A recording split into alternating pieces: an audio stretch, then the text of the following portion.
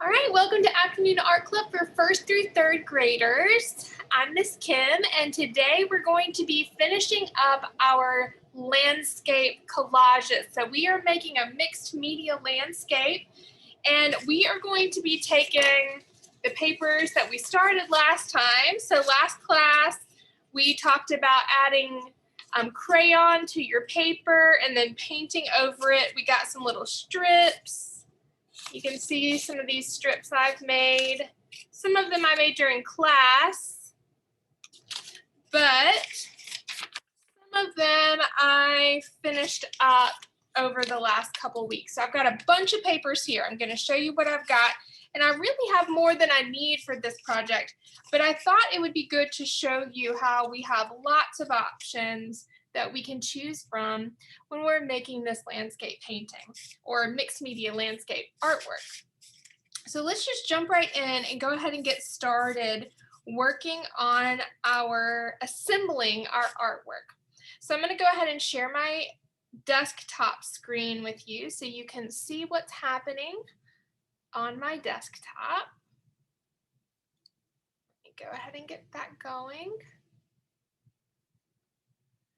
All right, so here's my desktop view, and I'll show you all the different papers I have and talk to you about what you're going to need. So what you're going to need your stack of papers that you have cut and drawn on and painted. So you're going to need your stack of papers. If you have not finished this step, go ahead and finish doing this step before you move on to the step we're going to do today. So you could draw and paint while we're talking, and then do this part, kind of watch what I'm doing, and then do this part on your own. The things you're going to need this week, you're going to need a sheet of white paper. I've got a couple here just in case I mess up or need to use a second sheet. So I've got some white paper.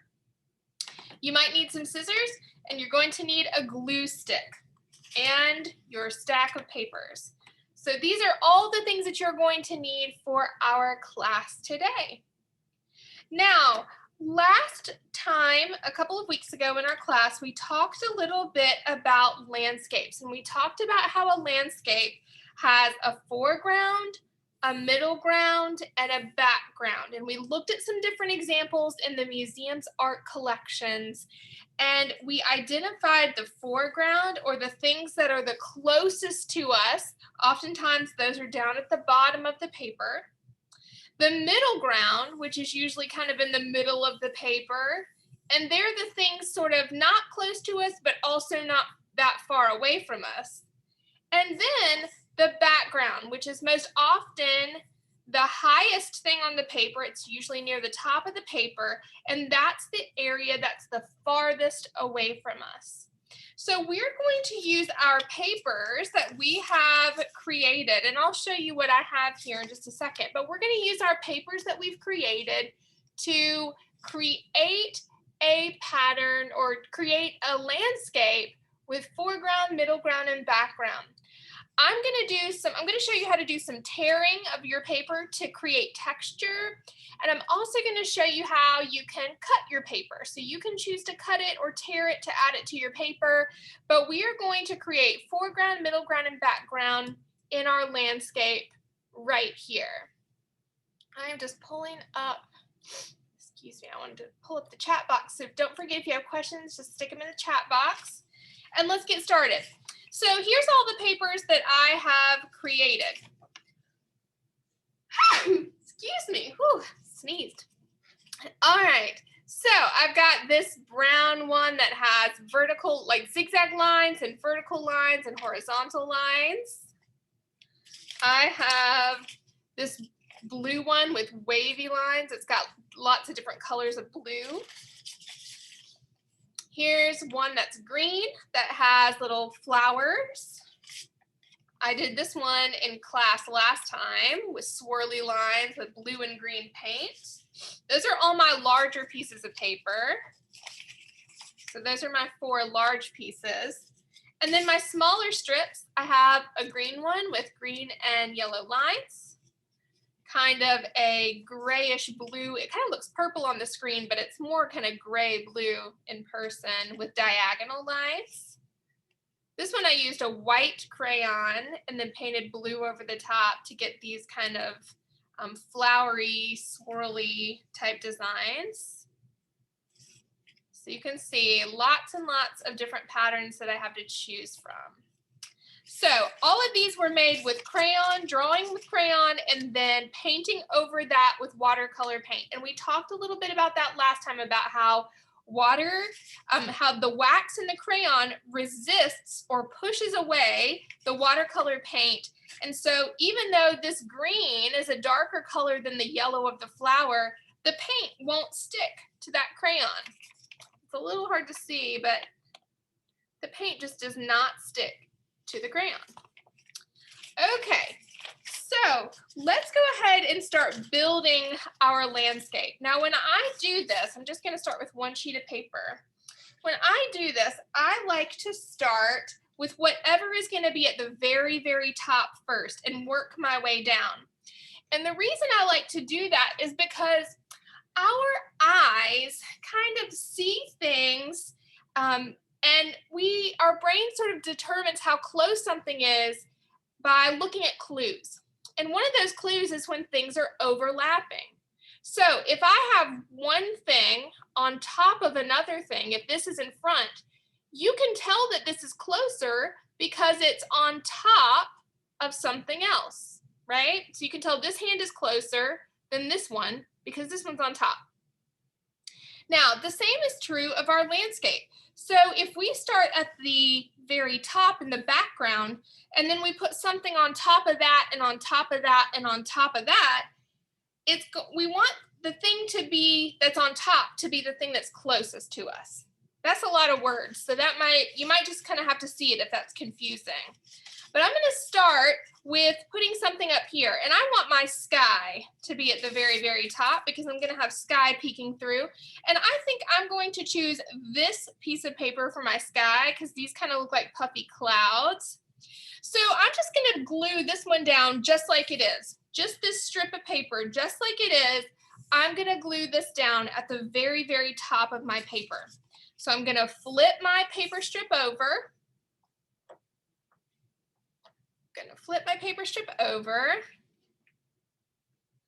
And put glue on the back of my paper strip. So just get some glue on the back with your glue stick, or if you're using like liquid white glue, that's fine too. And I'm going to try to line up my corners as best I can. I want to line it up. Okie dokie. Actually, I'm going to flip it over. I had that backwards from the way I wanted it. Okay. All right, so I've got it lined up, and then I'm just going to press it down, and that's stuck to my paper. So this is going to be the sky. I'm just going to give that a good press. That's the sky. I'm going to see if I can't get this to kind of get better color for us. We'll see if that, yeah, that's a little better, a little easier to look at. Okay, so I've got my sky. Now the next thing I want to do is have whatever's going to be in the background of my landscape. And so I think I want my background to be mountains. And I'm going to use this pattern because I like the way that this looks, to create a mountain, an area of mountains in the background.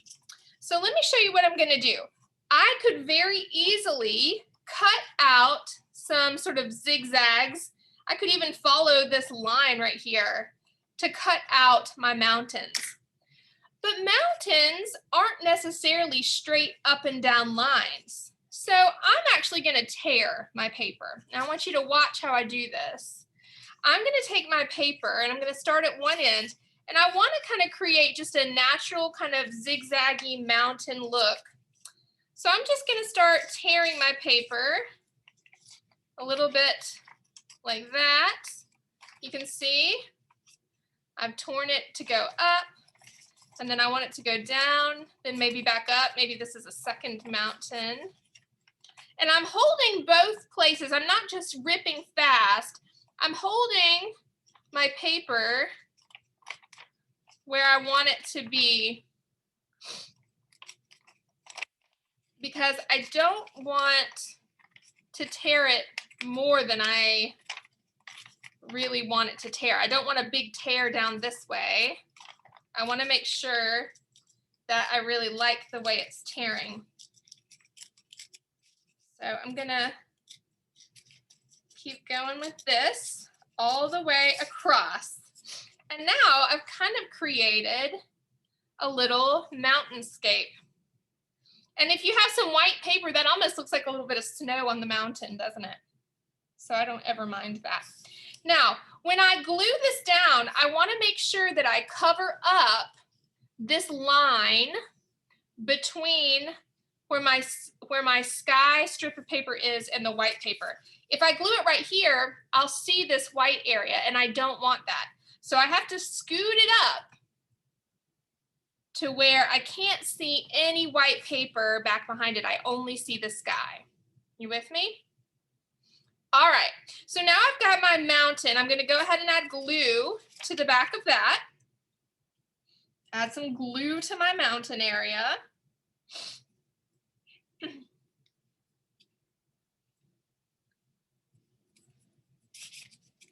You can add a lot of glue or just a little glue. If you're using liquid glue, you add less than if you're using a glue stick. That'll be plenty to hold it on. So remember, when I position it, I want to make sure that I don't see any white from the background paper. So I'm going to scoot it up until I can't see any of that, and then press it down. Press, press, press. All right. So now I have my sky and my background mountains. My background mountains are on top of the sky, right? So that makes it look like the mountains are closer than sort of the sky in the background. All right, and the next thing I want to do is if I want to add any other little hills or mountains in the background, I can do that. Now I could tear this the same way I did the last one, or I could cut it, and I might want to cut this one and create more like a rolling hill. So I'm going to just cut this a little like this. Maybe this is going to go kind of right here. And I can even have some more over here. Or maybe I want to choose a different paper, like this one. I think I like it this way, to do a different little rolling hill. Again, I could tear the paper if I want that texture, or I can cut the paper. So here's what we're going to do. I'll show you how I'm going to layer these. So I'm going to put this hill kind of on top. And I can move it down a little bit. Just remember that you don't want to see this straight line. You don't want to see the straight line there. So I can put it here. And then maybe this one on top like that. Sort of layering them over each other. Just make sure that you can't see this straight line between. You don't want to see any of the white background. Just make sure you can't see any of the white background. And whichever one you put on top is going to look like it's closer to the person that's looking at your artwork. So let's go ahead and get those glued down. Once you like the way it looks, once you kind of cut it or tear it and then test it out, you can find its home on your paper. You just glue it right down. Okay, so I've got that one.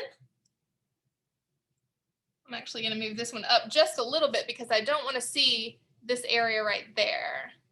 So I need to scooch it up.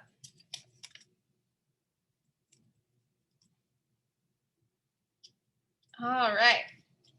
So now we have our background and we have our sort of the beginning of our middle ground, because these mountains are our background, right? And then we have this area right here, which is kind of starting our middle ground. Now, I want to put a little stream here, so a little river maybe. So I'm going to cut this don't want this to be quite this thick. I could just glue it down like that, but I don't need all of that paper. So I'm going to just cut a straight line. I kind of want it to stay a straight line, like the line of the rivers, the banks of the river. You can give it a little bit of a curvy line so it's not absolutely straight, but I don't want it to look like a mountain or a hill. So I've kind of given it a little bit of a curviness right there, but not too much. So in my middle ground, I want to have my river. Okay, so I'm going to go ahead and glue that down. So I've got my background, which I have the sky and the mountains in the background. In the middle ground, I have some hills and a little stream or river. And go ahead and put that on. Again, make sure you can't see any of that white paper background like that. Okay, so here's my little rivery stream right there. And now I want to put maybe a little flowery field in here. And then some grass right down at the bottom, some bright green grass in the foreground. So I'm just trying to think about what I want to use. I have lots of different papers here. I can use this one and this one together to create some hills, but I want my green grass to really stand out. So I don't know if I really like these two together. So I may just keep this one here and then make my grass right there. So on this one, I'm going to cut this one too. I'm going to go ahead and cut a little bit of a hilly field here, kind of like that. There we go. Right here. Again, I don't want to put it so far down that I can see any white. So I'm just trying to decide if I like the way that looks. And I might want to cut it even a little more. Might not want it to look quite so symmetrical. Might want to kind of flatten that out a little. There we go. I think I like the way that looks a little better. So I'm going to go ahead and glue this down. And then the last step, this will be kind of the field in the foreground. I like how it's pink. It kind of looks like a field of wildflowers with those little yellow dots. I feel like it looks like a little field of wildflowers right in front of that stream, which I very much like. All right. So I'm going to press that down.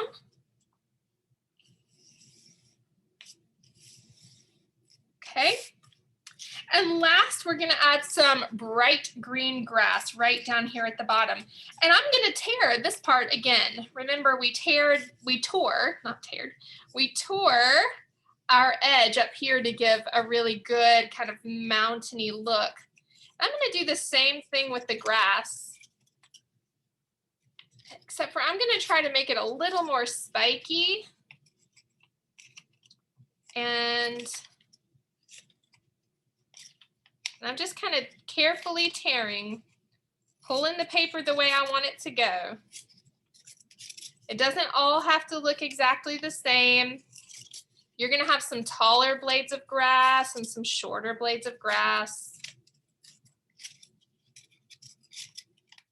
So I'm just tearing the paper.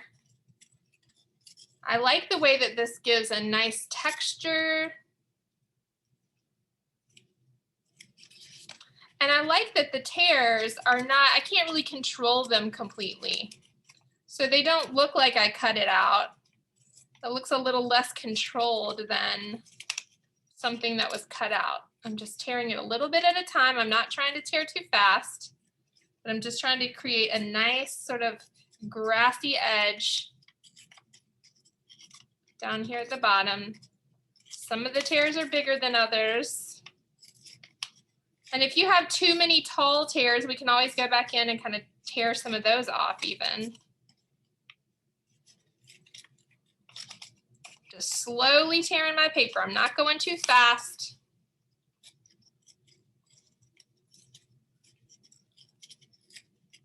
It's always interesting when you can learn how to tear your paper a certain way on purpose. Tearing is not always an accident. It can be on purpose. And it really creates some very interesting texture.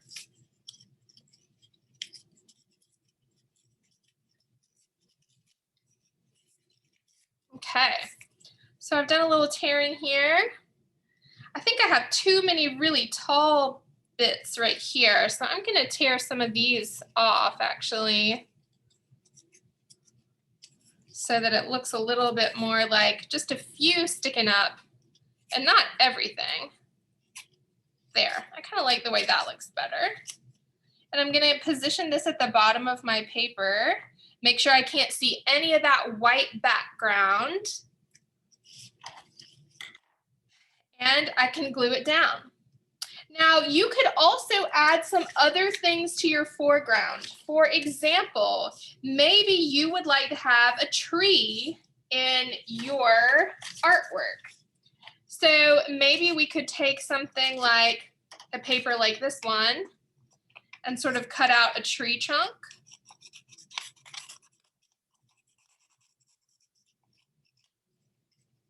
So I'm just going to kind of cut out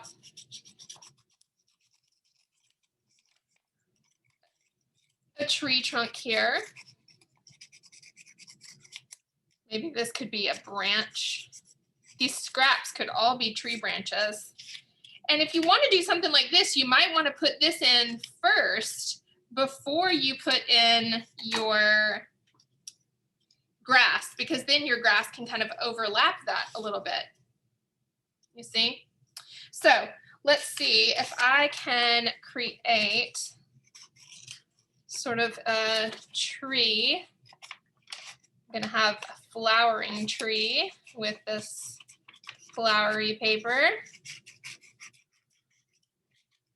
I'm just going to cut that out of my paper. One of the great things about having a bunch of papers to choose from is you can really just kind of piece everything together using these great textures that you have. It doesn't all have to, you don't have to think about what the textures are going to be ahead of time. You can just sort of look at the textures you have and decide what will work really well. So maybe we have something like that. See my tree. And then I can even add some branches in there with these scraps. And notice I haven't glued any of this down, so if I don't like the way it looks, I don't have to use it. So, for example, I might do something kind of like this.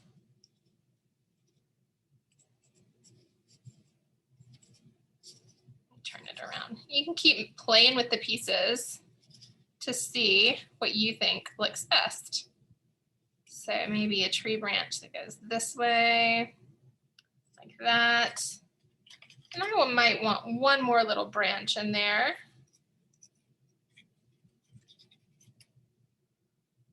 Not all tree branches are straight, so you can always kind of make a crookedish branch in there. Sometimes I think that crooked tree branches are the most interesting ones to look at. Put that one here. Maybe this one here. Kind of. You just play with it. Play with it until you find something that you like. Cut the pieces smaller if they're too big. You can see I think I'm going to add this little tree branch right there. So once you find the way that you like it, you can glue something down. Once it looks the way you want it to look, you can glue it down. I want this one to be maybe like that. So I'm going to cut off a little bit at the end. Get rid of that.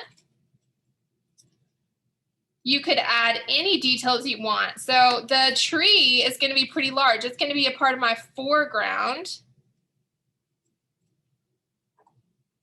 Okay. And then I can see, all right, kind of like the way that looks. My tree branches. It's okay if this is in front of something that you've already put down. Remember, when we put something in front, that helps. Oh, I kind of like it sticking out both sides. I might do that. That kind of helps people understand what's closer. So if something's overlapping, then that just makes it look like that's closer than the other things. All right, yeah, I'm happy with that. I'm gonna go ahead and glue down my tree. I could even make my tree kind of stick off the paper a little bit. That would be interesting. Okay, so I'm gonna glue this part of my tree down first and then the tree trunk second. And then last but not least, I'll glue my grass down. And I will have a finished landscape, mixed media landscape. It's a painting and a drawing and a collage, all of those techniques. So we drew the patterns with crayon, and then we painted with watercolor paint, and then we tore and we cut with our hands and with scissors to add each of these areas, each of the foreground, middle ground, and background to our finished work of art. So I'm just kind of carefully adding glue to the back of my grass. All right, and setting that down. And there we have it. This is my finished,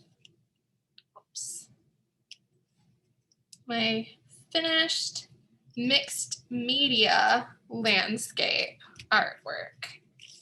You can see that in the foreground, I have grass and a tree and this little wildflower field. And in the middle ground, I have a stream and some hills. In the background, I have mountains and you can see the sky. And all of my pieces are glued down. Now, if any of them start to come up, just add a little bit more glue and press them down. You probably do need to let this whole painting dry a little bit before you handle it a lot, because this part was coming up for me. So I just need to press that back down. You can also put like a heavy book or something heavy on top of it to hold it down so all the pieces stay connected. So I've got lots of scraps here. If it's a little tiny scrap like these right here, these are probably trash, but if you have bigger scraps, you can always keep these painted scrap papers in a little Ziploc baggie or somewhere that you keep your art supplies and materials, because I find that they always come in handy when I'm making sometimes cards for friends or family members, or maybe another landscape collage and I just need a little detail from a painted paper that will sort of complete my artwork. So there's still a lot of good and usable paper here. So I'm going to save these scraps. These little tiny ones are trash. But look, that's the grass that I tore off. I could get a whole nother landscape out of that. That would be grass already. So those papers, and maybe the ones I didn't use these. These could all be saved for another collage or another work of art. And Those don't need to go into the trash. So I'm going to stop sharing my screen. I'm going to talk just for a minute about images for our upcoming exhibition and art club for April and May. So hang tight one second. I'm going to stop sharing. Okay, so your landscape collage, I hope you're very happy with it. If you're still working on it, keep going. I can't wait to see what those look like. I do want to take just a minute and tell you that we are going to have afternoon art club for April and May. We are not going to do art club during the summer, but we are going to finish up in April and May. So if you would like to continue with afternoon art club, the signups for that will be available next week, and I will send out an email to everybody to sign up for April and May's afternoon art club. So I hope you guys will continue to join us for that.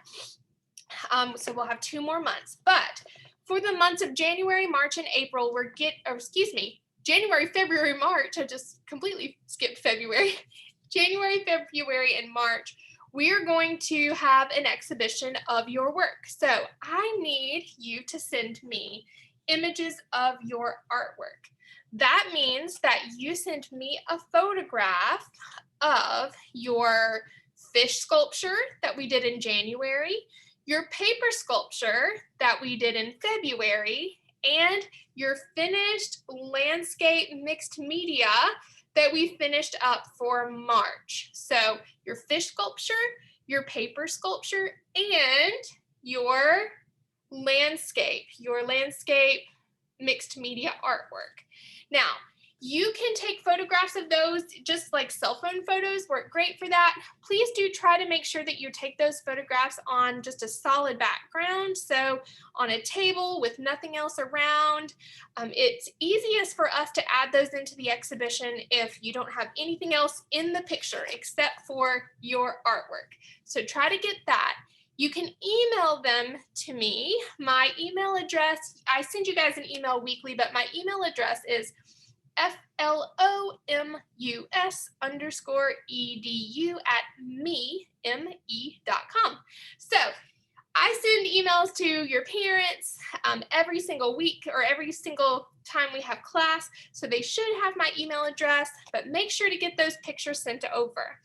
If for some reason you cannot take a photograph of your artwork, you have your artworks and you would like for them to be in the exhibit, but you don't have a way to take photographs, you can drop your artwork off to us at the museum and we'll be happy to take the photographs for you. So you can bring those to the museum anytime between now and the end of March, and we will be more than happy to take the photographs for you. If you have questions about that, please don't hesitate to email me or call me here at the museum. I'm happy to talk to you about it. So make sure to send those photos, because if I don't have your photos by the end of March, then I cannot add them to our online exhibition. So please, please, please send those photos.